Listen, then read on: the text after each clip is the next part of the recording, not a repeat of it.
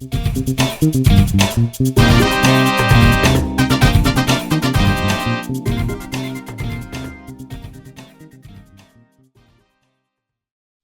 back to the morning show here on Arise News. Joining us now is presidential candidate of the African Action Congress and founder of the online news agency, Sahara Reporters, Omoyele Sowore. Good morning. Welcome to the morning show. Thank you for bringing me back. Same here. Good to see you again.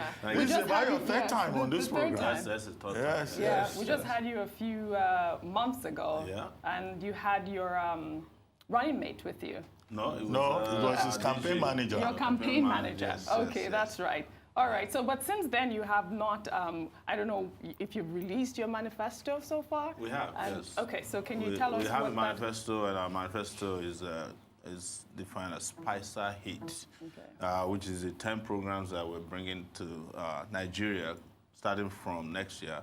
That will solve a lot of the problems that you have been talking about on the show. It starts with security, followed by power, that's energy, and infrastructure, anti-corruption, an economy that's all-inclusive. We're doing restructuring, health, education, agriculture, and tourism. Spicer Heat. Tourism. Yes.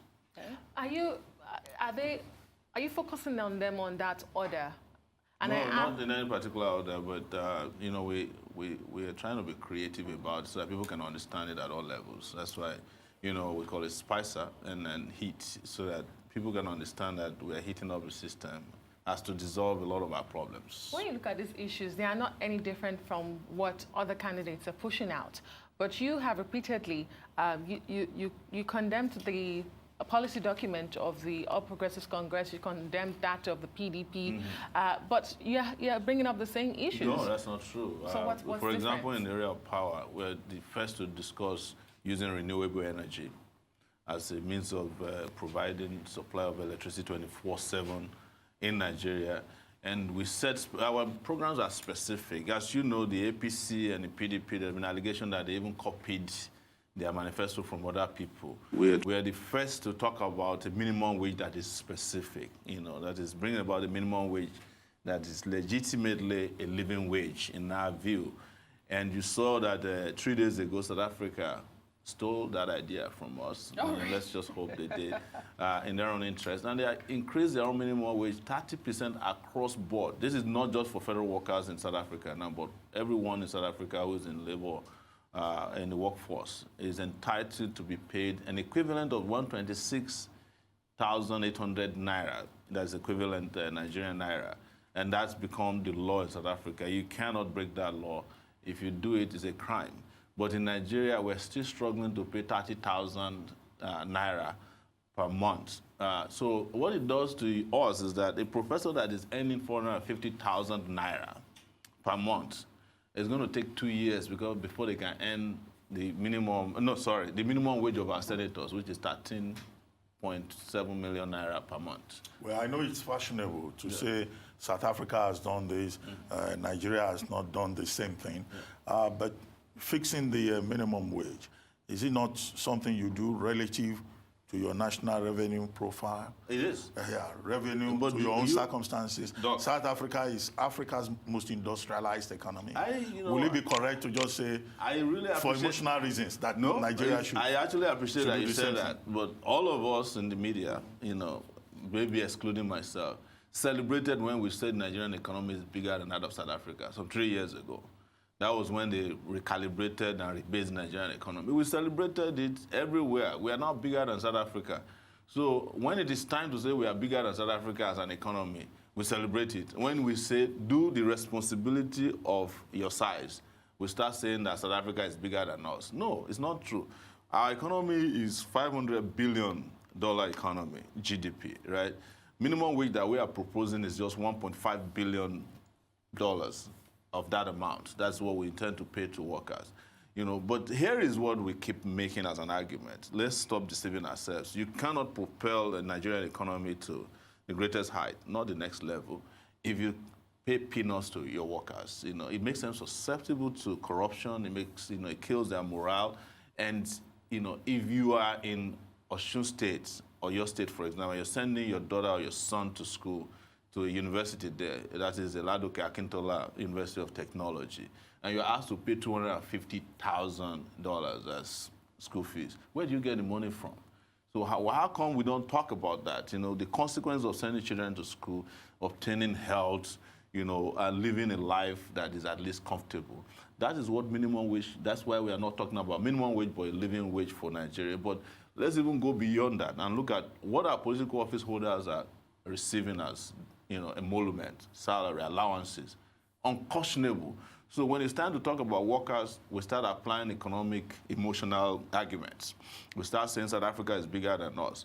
But when it comes to talking about our leaders, our political operators, and how much they earn and how much they make, nobody is talking about inflation. When a senator is taking home 14 million naira a month, which, by the way, is the minimum wage of a worker earning 18,000 naira over 37 years.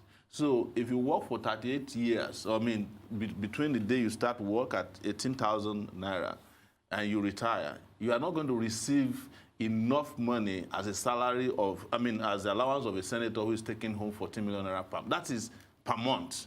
So let's be realistic about it. We have to stop, you know, serving the greedy.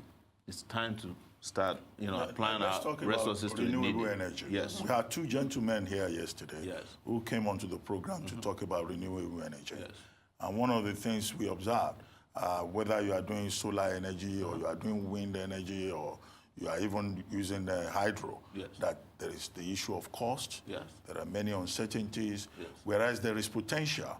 You know, it's still a very gray area for Nigerians. So if you become president, will it not be better for you to do more about the existing templates, you know, which the Gencos and Discos complain about, rather than say, oh, Nigeria will do renewable energy 100%? No, we're not doing 100%. It's going to be a mix. We've always said that. We also have gas. You know, there are 9 billion cubic feet of gas in Ogoni land alone that can be tapped into to also generate electricity. But there is also potential for us to generate 4,500 megawatts of electricity out of northern Nigeria because of, you know, the preponderance of sunshine in that part of the world. There's also possibility for us to expand our hydroelectric generation capacity. There's possibility for biogas if we use the droppings of cows, if we go into commercial ranching, for instance, and we keep all our 20 million cows in ranches across the country, or not necessarily across the country, whatever we can afford to place them, the droppings alone can generate over 1,000 megawatts of electricity. We're just thinking progressively. It's not expensive, and one other thing we need to do is to break down this behemoth called the national grid. It's obsolete, it's no longer working for us, and have isolated mini-grids across the country. So if you are generating from Kano, you supply Kano first. And everybody can also get into the business of selling electricity. Electricity that comes from, say, solar don't have to come from government alone. You can have your roof plastered with solar energy panels, and you can sell into to a Genco, for example, or a Disco, whichever way they are described. But currently, our system has broken down in terms of electricity. There's no way we can continue with this miserable 3,000 megawatts of electricity that the Gencos and Discos are managing. And there's no way we can continue with our broken transmission system that is not taking us anywhere. So I don't even want to discuss what we have currently. It's not sufficient, it's not going to serve the purpose we need, and we cannot use that to create a new economy that we're talking about, that will generate over 5 million jobs, that we'll be talking about, that will bring about prosperity in this country, and that will make us competitive even in the African sub-region or the sub-Saharan African region. So let's talk about Morocco, for example. Morocco is about selling electricity to Malta and France. Right? The same thing is happening in Tunisia.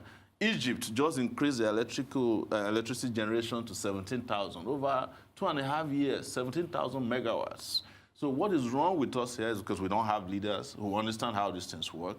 They have become obsolete in their thinking. They don't know how to operate things. And beyond that, corruption has destroyed this country to the point that we once spent $16 billion to generate electricity. Well, not generate electricity, but darkness.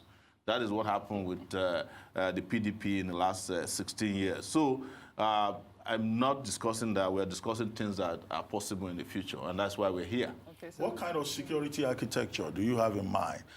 Because most of your comments on security, it's either I've heard you say, oh, all the service chiefs should be fired, Absolutely. and all of that. You Yes. know, is it really about personnel or about the framework, the architecture itself? It's personnel, it's leadership as well. So two things are happening in Nigeria. We're spending too much of our time using soldiers to carry bag for madams. You know, that's how to break it down in a simple way.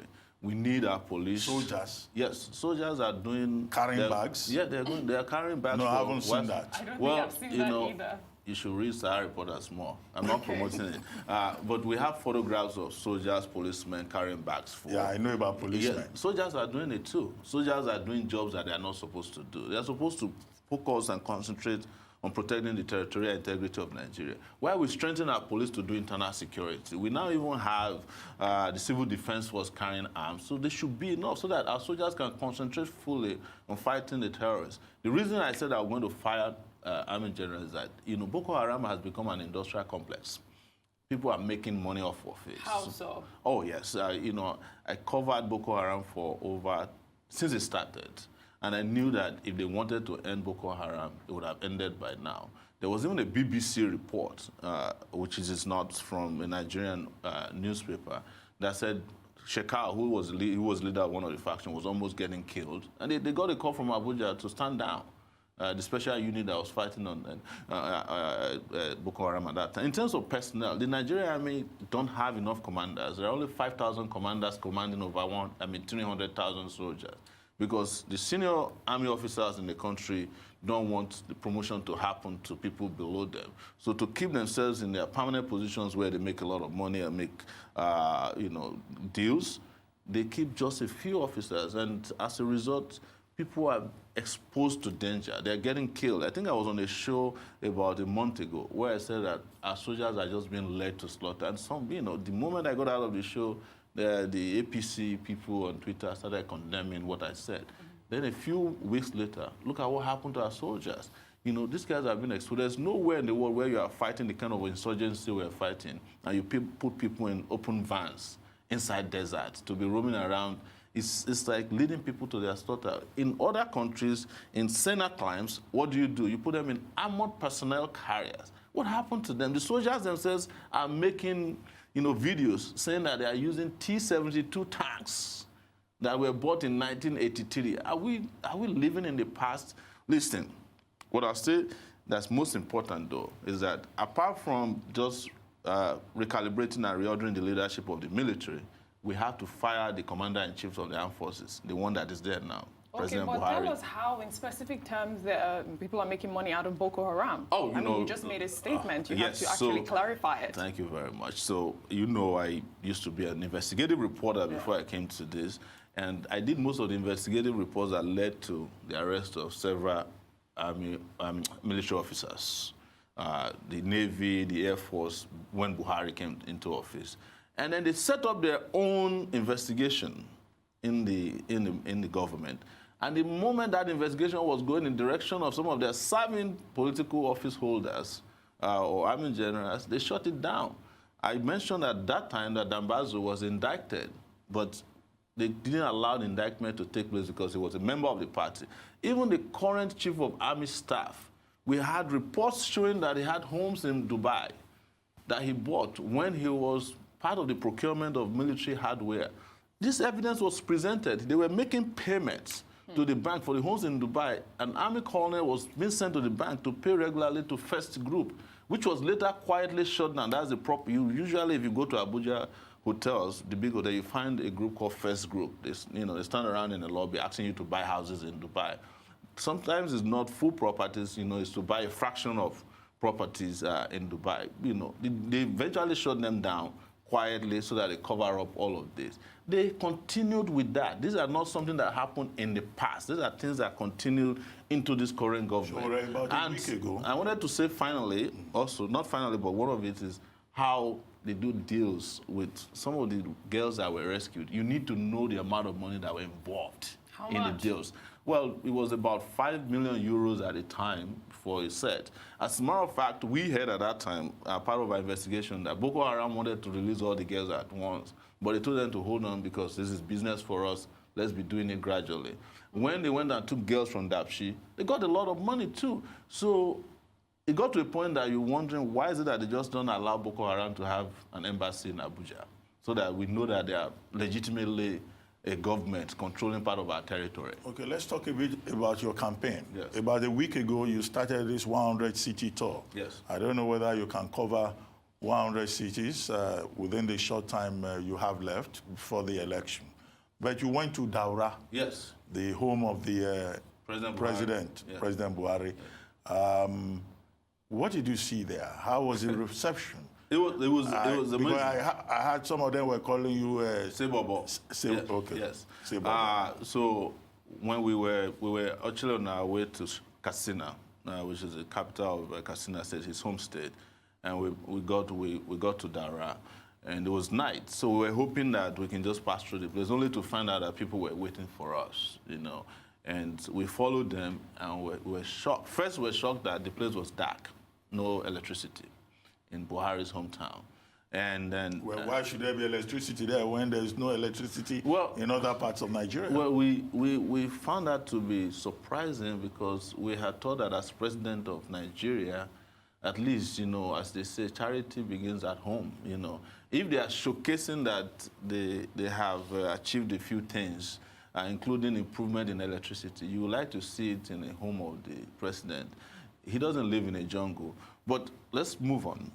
We got there, only to find a lot of young people saying, man, we love you too. Why did you come in the night? We'd have loved to take you around. In fact, they promised to take us to the front of his house to remind him that he's coming back home. They don't want him to continue as president of Nigeria.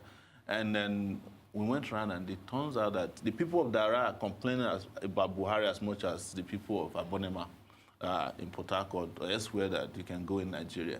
They are tired of President Buhari. In fact, I don't know if they want him to come back home, because for a lot of them, it was a disgrace. One of the kids was sent to us on tape that Buhari is finished.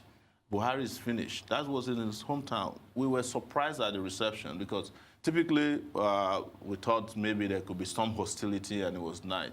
It wasn't so. And this was live. We taped it live as we were rolling through the town. And as we approached the exit of the town, these kids follow us, I mean, young people mostly. And that was how they started the Say Bobo thing, which is an opposite of Say Baba, you know. I think they're tired of all the babas, and they're asking that, you know, we continue the life of the country on the back of a young white person. Let me ask you two real questions. One, taking you back to security. Just yesterday, you described the Nigerian police force as an occupation force for the ruling All Progressives Congress. Yes. Are you worried that the police is not neutral going into this election? That's my first question to you. Yes. Secondly, let me ask you about funding of election campaigns in Nigeria. We've heard presidential candidates on this show saying that they feel disadvantaged already because they do not have the resources the major parties have. Mm-hmm. However, they say they don't need so much funds to pass their message to Nigerians. Yeah. You are doing a crowdfunding for $2 million. Yes.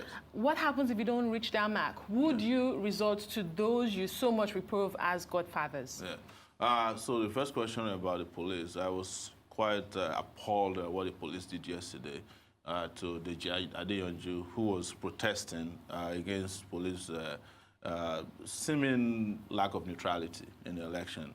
And when I read the press release of the police and found out that they're charging Deji for, you know, all kinds of very nebulous crimes, I couldn't believe it. In fact, they said at the end of their press release that they presented evidence of, you know, what I thought would be weapons. And it turns out there were Facebook posts and, you know, posters to say that, you know, the police should be neutral. It's very, very despicable that our Nigerian police got to that. And you could tell that they found themselves in a defensive state, because since yesterday, they have been issuing releases to defend why they did this ridiculous thing. I was a student activist in the 90s, and even in the 90s, this would be ridiculous under military rule that police will arrest somebody for protesting, expressing an opinion. And I do that all the time. And what you are saying is that they are just using Deji Adeyanju and the rest of them as social experimentation for what they will do to candidates that are critical of the government, or even political interests or parties. So we must all condemn this, and it should not be allowed. They are stepped over their bounds, and we must condemn it. I'll go to crowdfunding, which is what we're doing. We've reached 100,000 naira. I'm sorry, dollars. Now, out of $2 million that we said we want, or we want to raise, and this is a way of getting Nigerians to own the electoral process or the campaign process, because otherwise politicians just save money in bags and distribute to people. They save Ankara, distribute to people. They distribute rice that are branded. But in this case, we're getting people interested and excited and energized to say, look, if you put your money in the political process, you support a candidate, you're likely to be more interested in what happens to this candidate and how they're running their campaign. And it brings about political participation at a level that you've never seen before. So, but in order to save ourselves the embarrassment of running short of the money we need, we also open a Nigerian account, a Zenith Bank account, where we raised over 35 million naira almost now. People are donating. Wow. Yes. That's interesting. Yes. So we are close to 100 million naira. We're about 72 million naira now. And people are making donations, and every night we also announce for people who want their names to be announced how much they've donated to us transparently. That the EFCC is saying that, look, all of these monies, contributions should be reported to the last detail. Yes. And the spending, the disbursements should be reported. I hope you are keeping records. We keep records. But we hope that the EFCC is also tracking records of the spending by the APC. We heard the other day that the Kano State Governor, Gandola, also contributed. We call him Gandola. I just came from Kano. They've changed his name to Gandola because of the way he was collecting dollars in his Bamariga. So they call him Gandola. In case you haven't heard about it, that's his new nickname, Gandola. So he donated 10 million naira to the EFCC. Although the EFCC denied it, but they haven't denied it convincingly. Yes, in a way. But we have also found governors who use state resources to donate buses to the Buhari campaign, and all these buses are available. We don't have to worry about it, but we are just saying that those who are, coming to equity must come with clean hands. And that applies also to the People's Democratic Party. They must explain in details how they got the money in Port Harcourt to bribe all the delegates that voted for Atiku. So we hope everybody is keeping records, and EFCC will do a great job of making sure that they're impartial so that they don't turn themselves into the Nigerian police with their despicable acts of yesterday. Although you really didn't answer my question, I said if you run short of the money you need, where are you going to get your money? So running short of money is not the same thing as running short of support. And the way to break it down is that apart from the cash, people are also making kind donations. They are donating apartments, cars for branding for us.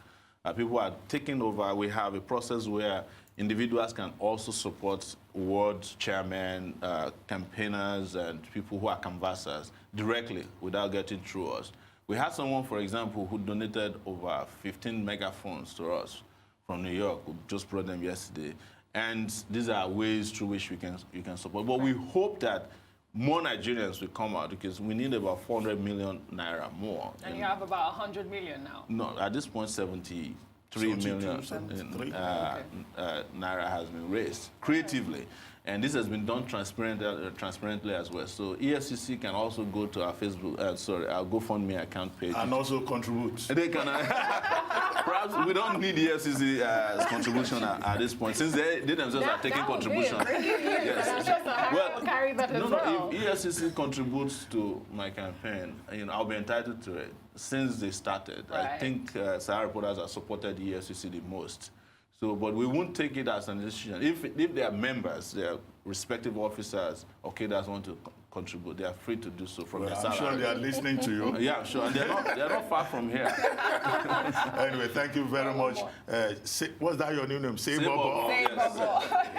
It's always a pleasure to have you here. Thank you so for much. joining. Thanks for being here.